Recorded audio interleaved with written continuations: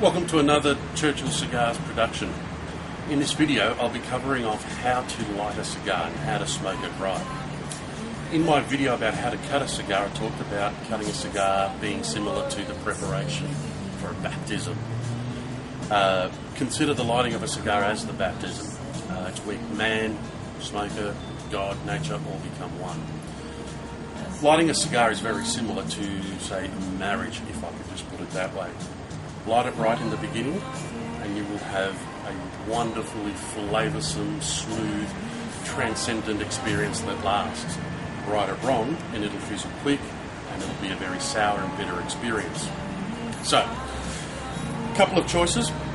You can use a match, you can use a normal flame lighter or a jet flame lighter. Whatever you do, it needs to be odourless. So butane lighter or a match will wait for the little red bit at the end to burn off. This is to avoid any risks of the smell of say, any other type of gas or the little red bit of the match passing the smell onto the cigar and drowning out the flavour. So once you've got your tool, what you want to do, grab your lighter, your cigar, you don't want to put it directly in the flame. You want to have it on a bit of an angle at about an inch away, or an inch high if you will. So, one thing you need to do, or it's advised that you do, is first of all roast, or toast if you will, the foot of the cigar. Now, a couple of things to note. If you're using a match or a standard lighter, that's not a jet flame lighter, it's good to toast it or roast it for a little while, rotating so it gets a nice round even burn. If you're using a jet flame lighter, I don't recommend you sit there over toasting it too much. You will burn out the cigar. A lot of burnt debris will get caught up inside, which can then also burn out the cigar and the experience of smoking it. So, once you've done that, so we'll get it nice and toasty. Once you've done that, what you want to do is take a cigar and exhale through it 2 or 3 times. This is to air it out a bit, and any little bits and pieces that might overheat the cigar later on hopefully flow out as well. Once you've done that, take your cigar again, not too directly. What we're going to do is we're going to rotate it slowly and take 3 or 4 puffs inwards to light the cigar.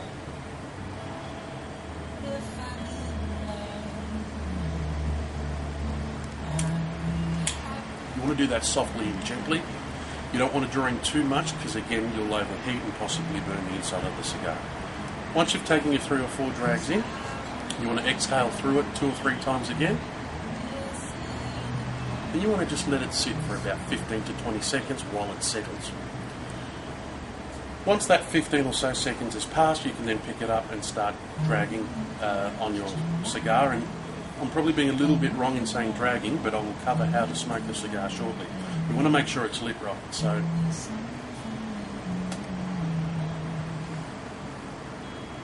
yeah, that's lit pretty well. Sometimes you may need to relight it. When you do relight a cigar, don't relight it whilst inhaling it. Try and just do it freehand if you will, and try and focus the flame where the ash and the tobacco just start to meet. Try and get it started that way first. Now, how to smoke the cigar. One thing I learned, and this is my preferred way of doing it, I'm sure there are many other ways of doing it. When I'm dragging in the smoke, I'm generally breathing out of my mouth.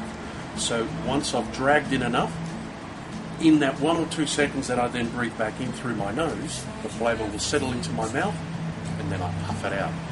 Don't swallow it or inhale it all the way back. If you feel it's just starting to hit the back of your throat, stop. It's not about drawing it in like a cigarette. It's about experiencing the flavours, manipulating those flavours and cultivating it all the way through the cigar.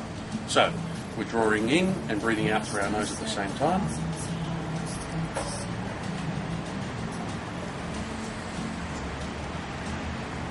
So you notice then what I did was I breathed through my nose and then puffed out the cigar. Those initial puffs, you want to let a few out. So that's the burning of the chemicals, to let through the flavour and the settlement of the cigar. Now, true or false? Our famous cigar smoker Winston Churchill, as a young 21-year-old entering the Air Force, requested that a special oxygen mask be made for him to wear, so whilst he's up in the sky, fighting other jets, he's able to smoke a cigar. True or false? To find out the answer to that question, and to many other great bits of trivia, videos, audios, and great deals, go to www.churchillcigars.com.au.